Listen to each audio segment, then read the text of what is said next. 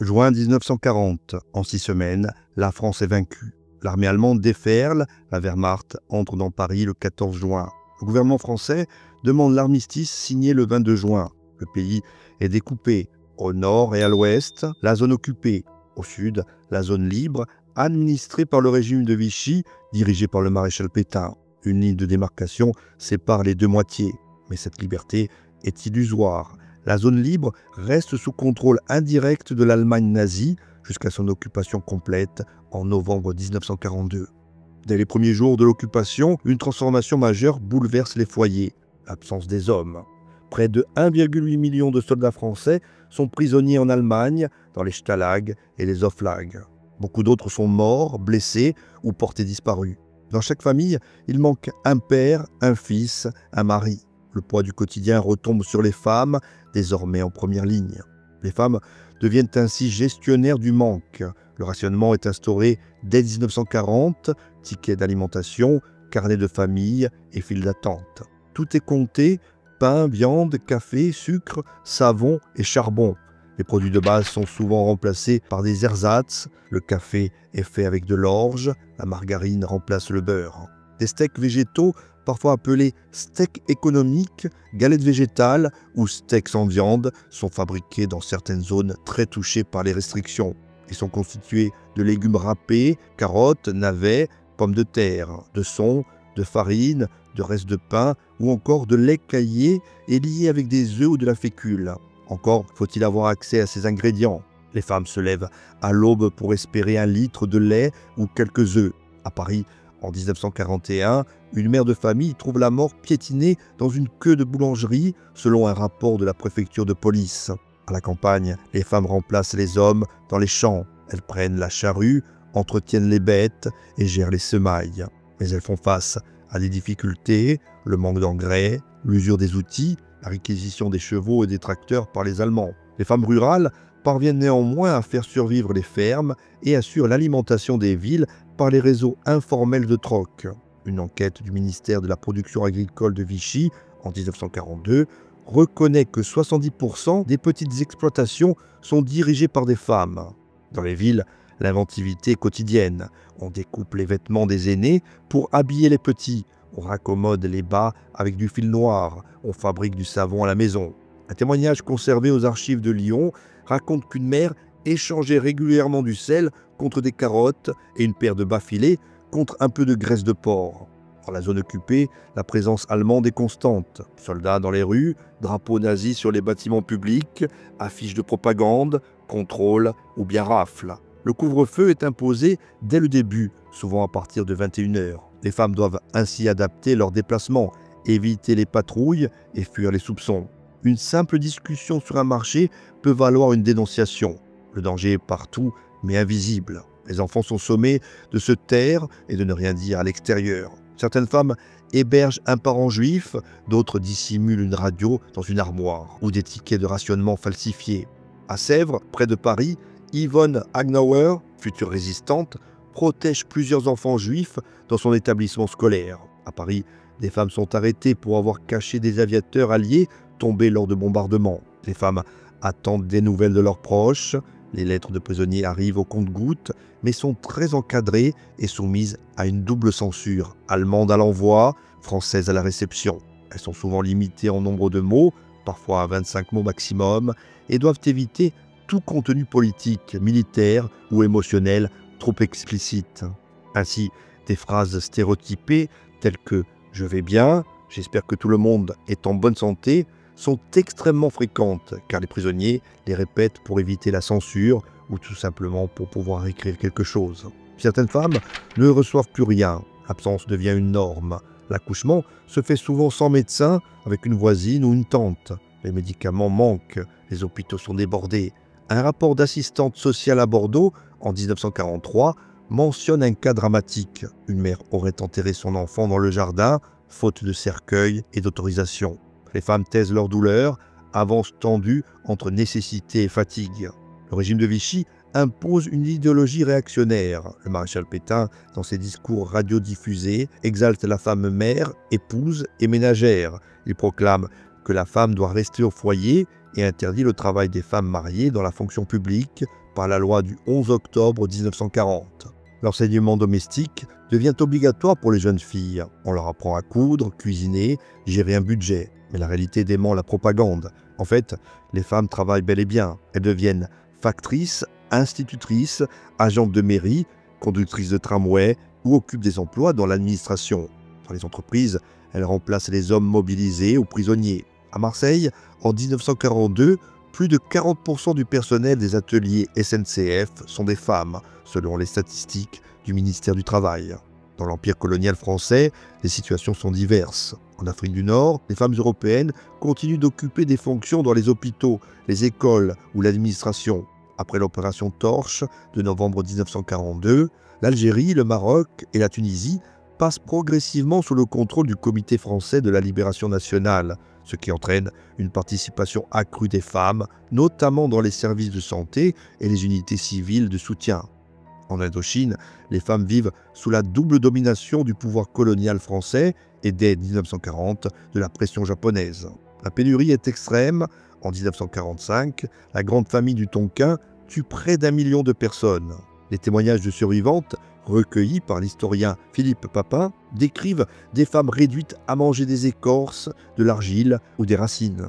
Aux Antilles, le régime de Vichy reste en place jusqu'en 1943 sous l'autorité autoritaire de l'amiral Robert. Les femmes assurent la survie quotidienne dans un contexte de rationnement sévère, d'isolement maritime et de censure. Certaines s'engagent dans la dissidence, elles soutiennent les hommes qui fuient l'île pour rejoindre les forces françaises libres via Sainte-Lucie ou la Dominique.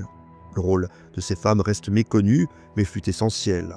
Des rapports préfectoraux, journaux intimes, lettres de résistantes, conservées aux archives départementales, parlent d'eau glacée pour laver le linge, d'enfants amaigris, de nuits sans sommeil. Il évoque aussi un entêtement quotidien, continuer l'école même sans craie, maintenir les repas même sans beurre, fêter un anniversaire avec une pomme de terre bouillie en guise de gâteau.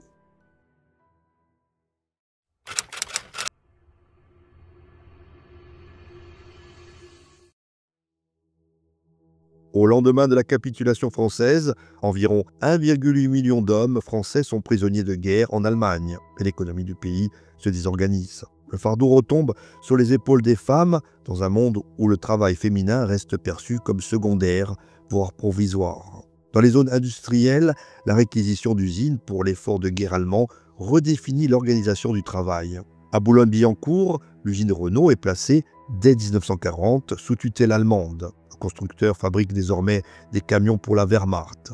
La main-d'œuvre féminine, déjà présente avant-guerre, devient majoritaire. Les ouvrières sont affectées aux tâches de rivetage, de montage ou de finition. Elles portent des blouses de coton, les cheveux couverts par des foulards et travaillent sous la surveillance de contremaîtres français et parfois d'ingénieurs allemands présents dans l'atelier. Un rapport administratif rédigé en 1943 dans la région parisienne note que sans le travail des femmes, la production mécanique aurait été gravement compromise. Les conditions sont dures, les journées sont longues, les pauses rares et le chauffage souvent absent. Les ouvrières subissent l'épuisement, les intoxications aux solvants ou les coupures aux machines. Une lettre saisie par la censure en 1942 évoque une ouvrière décrivant ses mains crevassées, ses bras couverts de bleu et son acharnement à continuer malgré la fatigue. Les salaires déjà faibles restent très inférieurs à ceux des hommes avant-guerre. Dans les mairies, les préfectures, les caisses d'allocation, les femmes assurent la continuité des services. À Clermont-Ferrand, par exemple, le personnel administratif de la mairie est composé à 72% de femmes en 1943, selon les registres municipaux. Elles délivrent les cartes de rationnement, enregistrent les demandes de ravitaillement, trient les courriers et organisent la distribution des tickets. Dans les bureaux de poste, les guichetières et téléphonistes deviennent indispensables, surtout avec l'instabilité des lignes téléphoniques et les interruptions postales. En 1941, les PTT enregistrent une hausse significative des effectifs féminins, notamment dans les centres de tri de Lyon et Marseille. Pour de nombreuses familles, les lettres restent le seul lien avec les prisonniers. Les institutrices sont au cœur du maintien de l'éducation, notamment dans les petites communes. Les hommes enseignants étant mobilisés aux prisonniers, les écoles primaires deviennent des espaces presque exclusivement féminins. L'enseignement est contraint par la censure et l'idéologie pétainiste. Dans les manuels édités entre 1941 et 1943, le portrait du maréchal Pétain figure en première page. Des chapitres entiers sont consacrés à la morale, à l'ordre et à l'obéissance. À Moulins, une inspectrice d'académie rapporte en 1942 que certains livres de lecture ont été retirés car ils évoquaient la Révolution française comme un progrès. À leur place, on enseigne l'histoire de Jeanne d'Arc ou des paysans pieux dans une vision traditionnaliste. L'institutrice, souvent isolée dans une classe à plusieurs niveaux, tente de transmettre l'essentiel sans trahir sa conscience. Les infirmières sont les piliers d'un système de santé fragilisé par la pénurie de médicaments, de matériel et de médecins. Dans les hôpitaux civils, comme l'Hôtel-Dieu de Lyon, elles assurent les soins aux blessés des bombardements alliés, aux malades du typhus et aux enfants sous-alimentés. L'hôpital de la Croix-Rousse, également à Lyon, voit ses effectifs féminins doubler entre 1940 et 1944. Certaines femmes non formées, mais volontaires, sont recrutées comme auxiliaires de la Croix-Rouge ou de la défense passive. Dans les territoires encore sous contrôle vichiste jusqu'en 1943, comme Madagascar ou les Antilles, les moyens sont plus réduits, mais le soin reste un travail féminin invisible et épuisant. Malgré la glorification officielle de la femme au foyer, le régime de Vichy s'appuie largement sur les femmes pour faire fonctionner ces institutions. Certaines sont secrétaires dans les préfectures, dactylos dans les cabinets ministériels, standardistes dans les commissariats ou bien télégraphistes dans les bureaux de propagande. Dans certains cas, leur travail contribue à la collaboration administrative. À la préfecture de Bordeaux, par exemple, des femmes classent les fichiers du recensement juif en 1941, sans toujours mesurer les conséquences. Un témoignage anonyme, recueilli après-guerre, rapporte les mots d'une dactylographe. « Je tape des fiches tous les jours, je ne sais pas ce qu'on en fait, je préfère ne pas poser de questions. » Dans les campagnes, les femmes assurent seules les travaux agricoles. Selon une étude du ministère de l'Agriculture publiée en 1943, plus de 60% des exploitations de moins de 10 hectares sont dirigées exclusivement par des femmes. Elles labourent, moissonnent, soignent les bêtes et réparent les outils, tout en s'occupant des enfants et du foyer. Les réquisitions alimentaires imposées par Vichy les obligent à livrer des quantités de céréales, de lait ou d'œufs.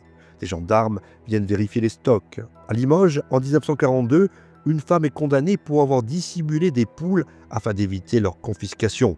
En Corse, occupée par l'armée italienne entre novembre 1942 et septembre 1943, les femmes sont confrontées à une situation tendue.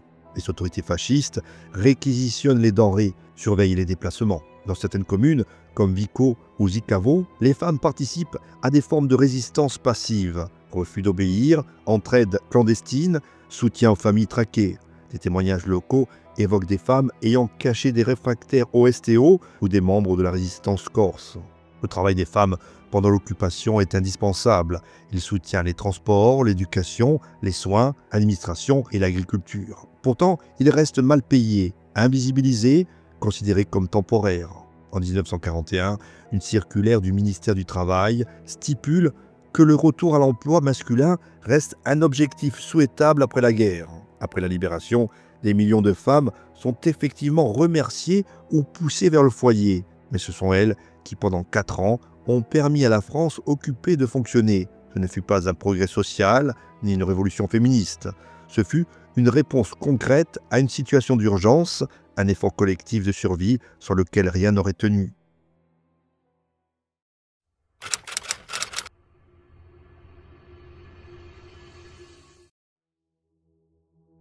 Résister. Dans la France occupée, ce mot prend 1000 visages. Ce n'est pas toujours saboter une voie ferrée ou tirer sur un officier. C'est souvent écouter en secret Radio Londres, recopier une adresse sur un papier minuscule, cacher un colis sans en connaître le contenu. C'est également héberger un inconnu, changer de trottoir pour éviter une patrouille ou bien glisser un tract dans une poche d'imperméable. Résister, pour les femmes, c'est cela, des gestes modestes mais vitaux, souvent invisibles mais toujours risqués. Sans ces gestes, la résistance intérieure aurait vacillé.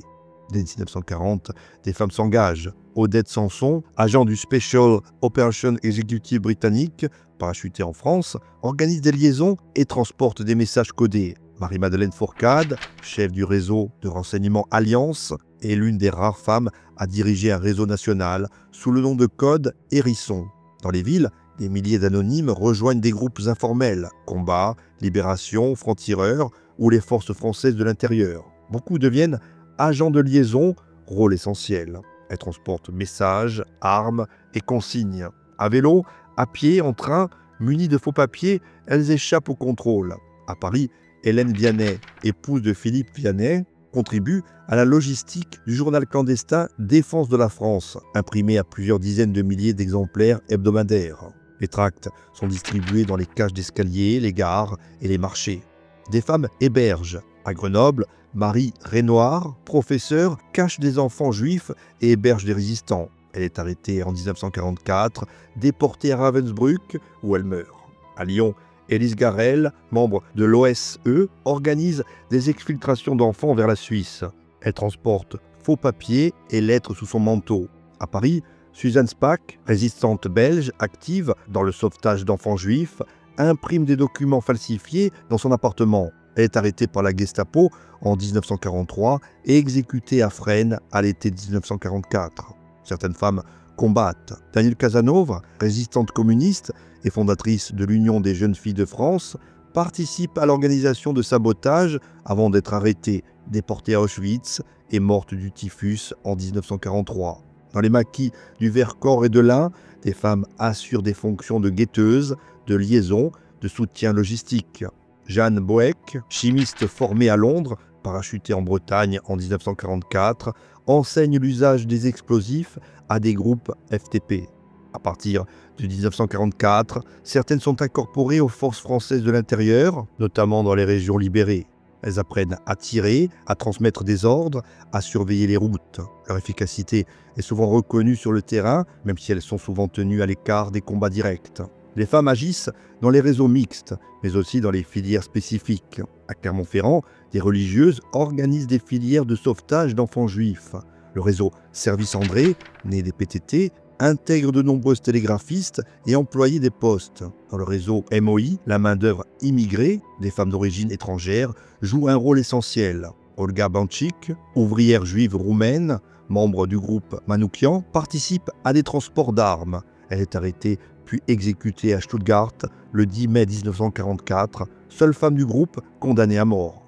Lucie Aubrac, professeure d'histoire à Lyon, organise l'évasion de son mari Raymond, arrêté par Klaus Barbie en 1943. Elle joue un rôle de premier plan dans le mouvement Libération Sud. Germaine Tillon, ethnologue, fonde un réseau d'aide aux prisonniers dans la région parisienne, avant d'être arrêtée et déportée à Ravensbrück. Geneviève de Gaulle Antonios, nièce du général, résistante à Rennes, est arrêtée en 1943 et survit au même camp. Pour chaque nom connu, il y a des milliers de femmes invisibles, jamais décorées, parfois même jamais identifiées. Des couturières, des infirmières, des ménagères, des religieuses. Leurs actes n'ont pas toujours laissé de traces, mais ils furent décisifs. Être prise, c'est risquer la torture, la prison, la déportation. À Ravensbrück, camp nazi réservé aux femmes, plus de 6000 Françaises sont déportées pour fait de résistance. Beaucoup y meurent de faim, de coups ou dans les chambres à gaz. Charlotte Delbo y est enfermée en 1943. Elle survivra et témoignera. Nous n'avons pas dit un mot, mais dans nos yeux, il y avait la France. Les femmes subissent les mêmes sévices que les hommes, parfois davantage. Fouilles humiliantes, menaces sexuelles, chantage sur les enfants. À Fresnes, au fort de Romainville, à la prison de la Santé, elles sont interrogées sans ménagement. Certaines, comme Marie-Claude Vaillant-Couturier, sont déportées à Auschwitz, puis Ravensbrück. Elle témoignera ensuite au procès de Nuremberg. À la Libération, la résistance est glorifiée, mais largement au masculin. Seules 6 femmes sont faites compagnons de la Libération sur 1038 décorées. Bertie Albrecht, Marie Aquin, Marcel Henry, Simone Michel-Lévy, Émilienne Moreau et Denise Vernet. La plupart des femmes résistantes ne reçoivent ni reconnaissance ni pension.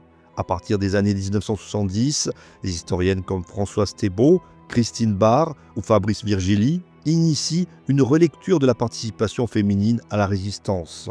Leurs travaux révèlent ce que l'histoire officielle avait longtemps passé sous silence. Les femmes ont organisé, transmis, soigné, combattu et sauvé. Sans elles, la résistance française n'aurait pu tenir. Leur courage ne fut ni accessoire ni secondaire, il fut central.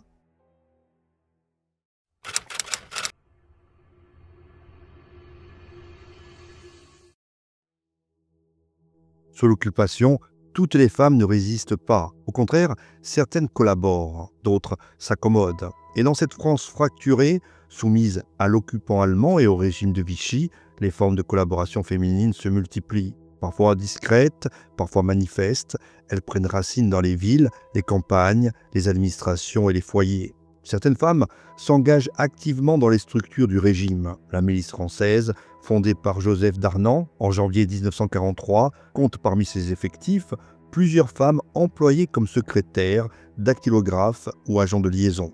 À Nice ou Clermont-Ferrand, d'autres femmes en uniforme milicien accompagnent les rafles ou encadrent les arrestations. Leur présence est attestée dans les procès de l'épuration, même si elle fut minorée ensuite. Certaines collaborent par conviction idéologique, d'autres par ambition ou pour préserver un emploi. À Vichy, le régime mobilise une image de la femme fidèle, pieuse, soumise et au service de l'État français.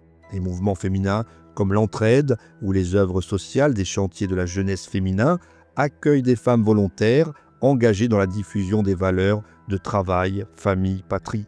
La propagande passe aussi par les voix. À Radio Paris, contrôlée par l'occupant, plusieurs animatrices françaises assurent la lecture des bulletins de propagande, diffusent des chroniques rédigées par les services allemands ou par les autorités vichistes. Certaines le font par adhésion, d'autres simplement pour continuer à travailler. La propagande, en version féminine, adoucit parfois le message, mais ne le rend pas moins toxique. Dans la presse écrite, les articles signés de femmes sont nombreux. Des revues comme La Gerbe ou Le Petit Parisien publient des chroniques sur le retour à la maternité, la nécessité de l'ordre, la décadence républicaine. On y lit des appels à soutenir l'État français, à dénoncer la féminité perdue des années 30. Ces textes ne relèvent pas de la violence directe, mais ils construisent un imaginaire d'adhésion par les mots, les valeurs, le langage du foyer et la morale. Dans les bureaux, la collaboration est plus discrète, mais tout aussi structurée. Des milliers de femmes sont employées dans les services du ravitaillement, des préfectures et des mairies. Elles enregistrent, classent et convoquent. À Bordeaux, en 1941, des employés civils participent à la gestion logistique du recensement des Juifs, à la demande du préfet Maurice Sabatier. Dans d'autres villes, elles assurent la distribution des cartes d'alimentation, des convocations au STO, des courriers officiels. Ce n'est pas toujours un choix politique, c'est un emploi, une fonction. Mais leur travail facilite la mise en œuvre de la politique de collaboration. D'autres femmes s'engagent dans des formes de proximité avec l'occupant. On les appelle femmes à soldats.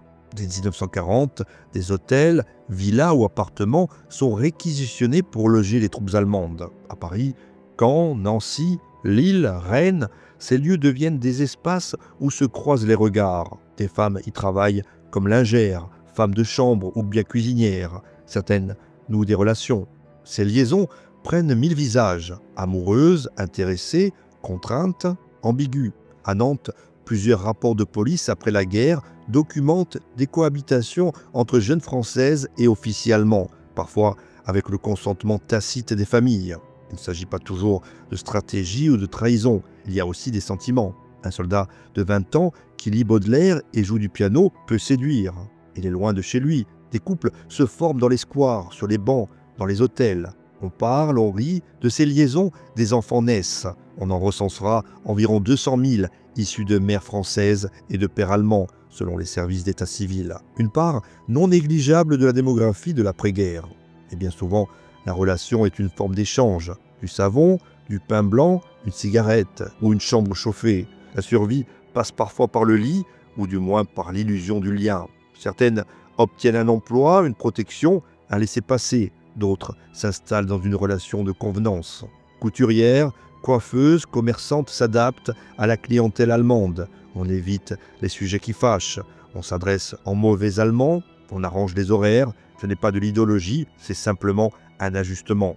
Il y a aussi les femmes qui dénoncent, anonymement, par pli manuscrit, par téléphone, ou en glissant quelques mots au commissariat. À Paris, les archives de la préfecture de police conservent des centaines de lettres envoyées entre 1942 et 1944. Une voisine signale une autre pour avoir hébergé un juif.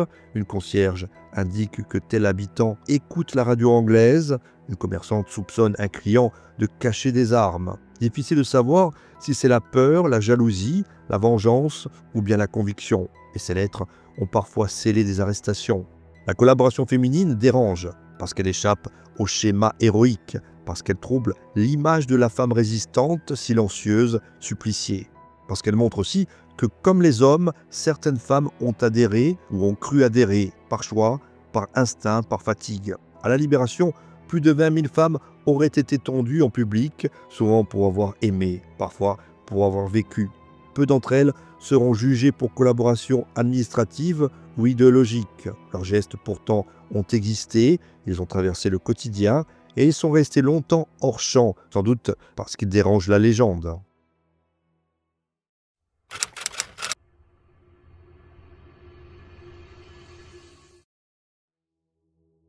Lorsque la France est libérée à l'été 1944, les villes reprennent une à une le contrôle de leur territoire. Les maquis émergent, les résistants apparaissent au grand jour, les troupes alliées entrent dans les bourgs. Mais derrière les drapeaux et les chants, une autre forme de violence surgit, plus confuse, plus intime, celle de l'épuration sauvage. Elle ne suit ni loi ni règlement, elle est brutale, immédiate et irréversible. Et parmi ces premières cibles, on trouve des femmes. Elles sont arrêtées dans la rue, dénoncées dans les quartiers, extraites de leur domicile, parfois de force. On les accuse d'avoir collaboré. Souvent, cela signifie avoir couché avec un Allemand. Rien n'est prouvé, rarement vérifié. La rumeur suffit. Un regard, une liaison supposée, une robe aperçue sur un balcon. Parfois c'est vrai, parfois ça ne l'est pas. Peu importe, le châtiment est le même. La scène se répète dans des dizaines de villes.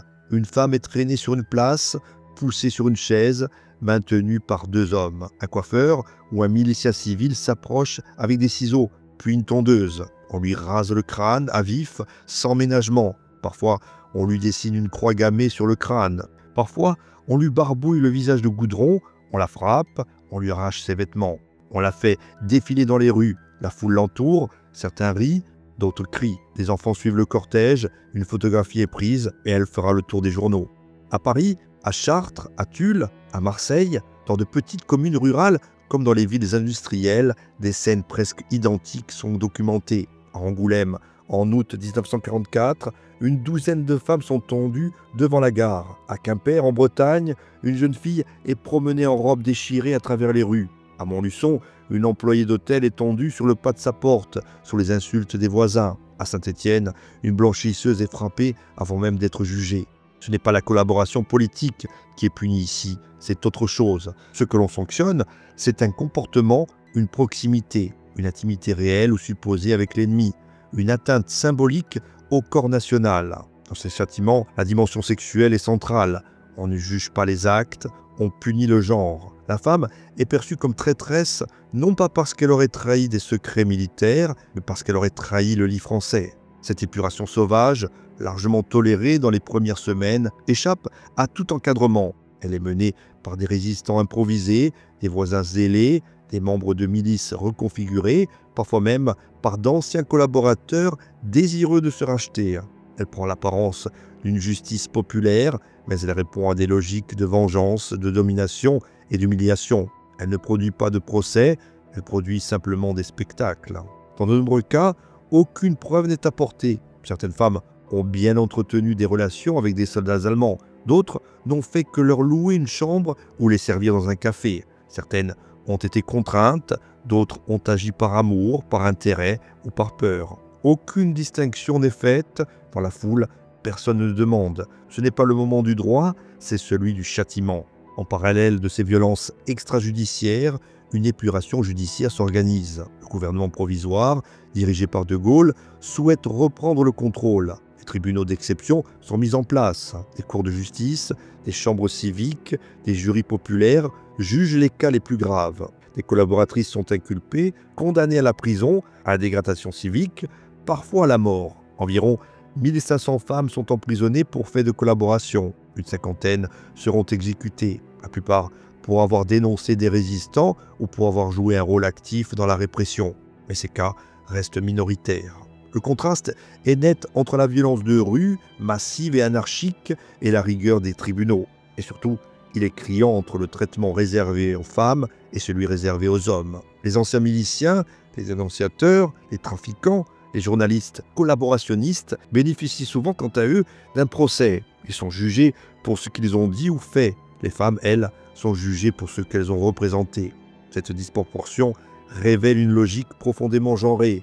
Là où l'homme collaborateur est un adversaire politique, la femme collaboratrice est une transgresseuse morale. L'un est ennemi, l'autre la honte.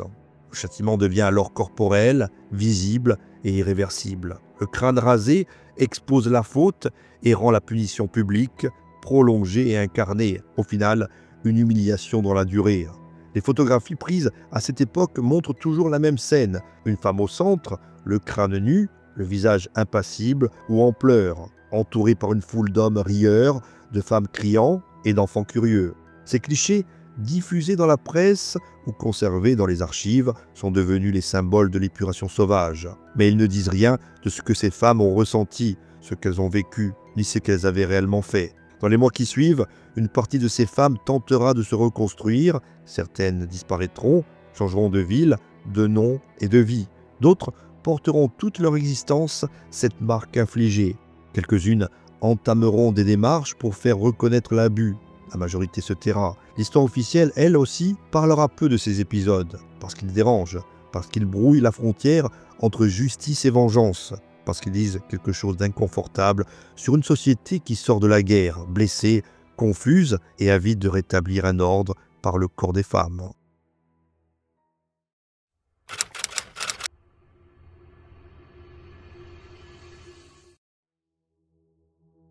La guerre s'est tue, les fusils sont tombés, les chars ont quitté les villes, les uniformes ennemis se sont effacés. L'heure est à la reconstruction, au deuil et à la mémoire. Mais dans les récits qui se forgent dès la libération, la parole n'est pas donnée à toutes et à tous à parts égales. Très vite, une histoire officielle s'impose, linéaire, épurée et héroïque. La résistance devient le mythe fondateur d'une nation qui se relève, une histoire d'hommes, de chefs, d'armes et de victoires morales. Les femmes y occupent une place secondaire, présente mais peu nommée, active mais rarement honorée, invisible voire presque. Les résistantes ne sont pas niées, mais elles sont reléguées dans l'ombre des figures masculines. Lucie Aubrac devient l'épouse de Raymond, Marie-Madeleine Fourcade, la seule femme chef de réseau, une exception qui confirme la règle. Leur engagement est valorisé, mais comme une annexe. Dans les premières cérémonies commémoratives, elles sont rares dans les tribunes. Dans les manuels scolaires des années 1950, leur présence est marginale. On parle de femmes de l'arrière, de mères courageuses, de soignantes, rarement d'agentes, de saboteuses ou de faussaires. Pourtant, elles ont transporté des armes, hébergé des résistants, rédigé des tracts et organisé des évasions. Elles ont été emprisonnées, torturées et déportées. Mais leur héroïsme ne cadre pas avec l'image que l'on veut alors donner de la femme française, silencieuse, digne et ménagère. Ce silence n'est pas seulement politique, il est aussi intime. Nombre de femmes résistantes ne parlent pas. Elles reprennent leur vie, leur travail, leur rôle d'épouse ou de mère. Elles n'écrivent pas leur mémoire. Elles ne sont pas invitées à témoigner. Et quand elles le font, eh bien c'est tard, dans les années 1970 ou 1980, souvent à la demande d'historiens, parfois sous la pression de la mémoire familiale. Ce décalage n'est pas anodin, il reflète une hiérarchie des récits. L'histoire de la guerre a été écrite depuis le front, pas depuis les arrières. Les collaboratrices, elles, ne bénéficient d'aucun espace pour parler. Que leurs actes aient été politiques, affectifs ou contraints, leur parole est étouffée. Par peur, par honte ou parce qu'on ne veut pas l'entendre. Leur image est figée, celle des femmes tondues, humiliées, spectaculaires. Elles incarnent la faute, non le contexte. L'histoire les classe sans nuance, sans mémoire possible. Dans les premières décennies d'après-guerre, on préfère oublier. Les femmes victimes, quant à elles, sont les grandes absentes. Celles qui ont subi l'occupation dans leur chair, dans leur corps, dans leur quotidien, ne trouvent que rarement leur place. Les viols, les exils, les privations, les déportations ne sont pas intégrés dans la mémoire collective. Les femmes juives déportées sont commémorées pour leur judéité, pas pour leur genre. Les veuves, les mères endeuillées, les enfants cachés sont traités comme figures collectives, jamais individuelles. Leur souffrance est diluée dans celle plus vaste de la nation meurtrie. Ce n'est qu'à partir des années 1990 qu'un changement s'amorce. Les historiennes et historiens s'intéressent enfin au parcours féminin de l'occupation, non pour construire un contre-mythe, mais pour rendre à ces figures leur complexité. On explore les rôles multiples, résistantes, oui, mais aussi informatrices, secrétaires, guichetières, cuisinières. Collaboratrices parfois, mais selon des degrés, des contextes et des contraintes. Victimes souvent, mais sans passivité ni simplification. La guerre devient alors un espace genré où les rapports de pouvoir, de contraintes, d'engagement prennent des formes différentes selon le sexe. Dans les programmes scolaires, les premières mentions explicites apparaissent à la fin du XXe siècle. On y évoque désormais les femmes de la résistance, on y interroge la mémoire des femmes tondues et on y montre les ambiguïtés. Des extraits de témoignages sont lus en classe, des biographies commencent à être publiées et la transmission se féminise. Dans les musées, quelques expositions temporaires, souvent en marge des grandes institutions, tentent de donner un visage à ces figures longtemps effacées. À Caen, à Lyon, à Paris, des documents d'archives sont mis en valeur, lettres de prisonnières, photographies de résistantes, objets du quotidien. Et la place reste limitée. Dans la scénographie des mémoriaux, la présence féminine demeure minoritaire, souvent symbolique. Dans les documentaires, les premières voix des femmes apparaissent tardivement. Certaines parlent pour la première fois face caméra, âgées, fragiles mais précises. Elles racontent les risques, les silences, les malentendus. Elles corrigent les récits d'hommes, non pour les contredire, mais pour les compléter. Aujourd'hui encore, la mémoire des femmes sous l'occupation reste incomplète. Elle progresse et s'élargit. Cependant, elle continue de se heurter à des représentations tenaces ou bien à des jugements hâtifs qui mettent de côté la complexité de ces années d'occupation. Voilà, nous arrivons à la fin de notre vidéo. J'espère qu'elle vous a plu. Dans ce cas, n'hésitez pas à mettre un pouce vers le haut et à vous abonner si ça n'est pas déjà fait. Également, vous avez la possibilité de faire un don via la plateforme Tipeee ou bien le bouton merci de YouTube. Quoi qu'il en soit, on se retrouve très bientôt ou bien à tout de suite si vous décidez de visionner une autre vidéo de la chaîne.